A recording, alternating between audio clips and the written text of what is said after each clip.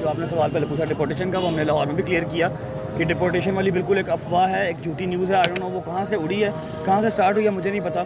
मेरा visa cancel हुआ, जिसको हमने रिवॉक करने के लिए एडमिनिस्ट्रेटिव चैलेंज किया हुआ है ऑलरेडी, वो रिवॉक हो जाएगा इंशाल्लाह। दूसरी बात कि पिछले 1.5-2 साल में नहीं, पिछले कोई 1 साल के अंदर अंदर 3, 4, 5, 6, 10 जितने भी मुकदमे हुए हैं, और अल्हम्दुलिल्लाह मेरा डे 1 से अली भाई ही लॉयर हैं, ठीक है। और हर मुकदमे में जिसमें हम बरीजुमा हुए हैं, नो एविडेंस के ऊपर बरीजुमा हुए हैं, ठीक है। अब ये आप हिसाब लगा लें कि मैं तो गलत नहीं हूँ, ठीक है। अगर हमारे ऑनरेबल जज साहब ने, ऑनरेबल कोर्ट ने मुझे बरीजुमा किया है, तो इस मीन्स के मेरा कोई कसूर नहीं है। बस हाँ, क्या लोग नज़रों में ज़्यादा खटक रहे हैं, और कोई बात नहीं। आप लोग एहतियात क्यों नहीं करते? नहीं, मैं आपको बताता हूँ, एज सच कोई ऐसी कोई सोची हुई तो कोई भी चीज़ नहीं की गई। एक ट्रेंड चल रहा था, जो अभी अली भाई ने बताया कि 2 लाख प्लस क्रिएटर्स ने वो वीडियो बनाई है।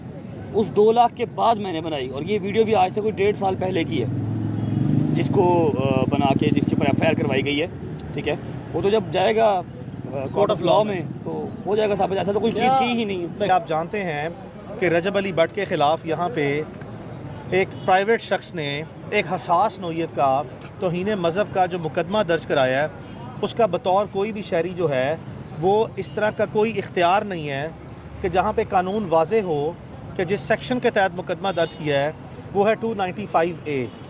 295A का जो मुकदमा है उसमें ये बड़ा वाज़े कानून है 196 CRPC code of criminal procedure के तहत कि कोई भी ऐसा मुकदमा फेडरल गवर्नमेंट या प्रोविंशियल गवर्नमेंट की जो सैंक्शन है या अथॉरिटी है या ऑर्डर है उसके बगैर दर्ज नहीं हो सकता। किसी एक शख्स ने ही जो है वो अपने दिमाग में ये एक मन गढ़त जो है वो एक नोशन क्रिएट कर ली, जिसकी बुनियाद पर ये मुकदमा दर्ज कराया गया, जिसकी कोई फाउंडेड बेसिस नहीं है।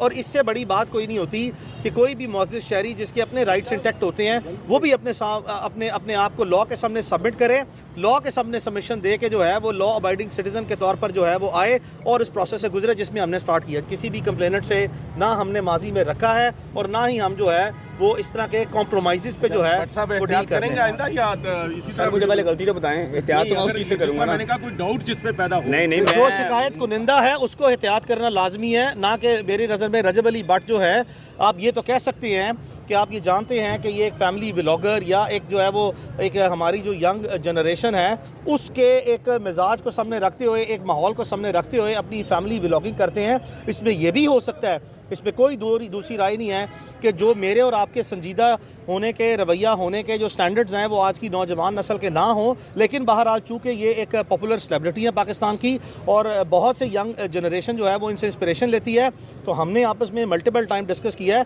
कि इनका जो रूटीन कंडक्ट है वो ज़्यादा रिस्पॉन्सिबल और संजीदा होना चाहिए, और जो यंग जनरेशन है उनको भी ये इंस्पायर करते हैं। And he should remain more careful, more appropriate and more responsible for future.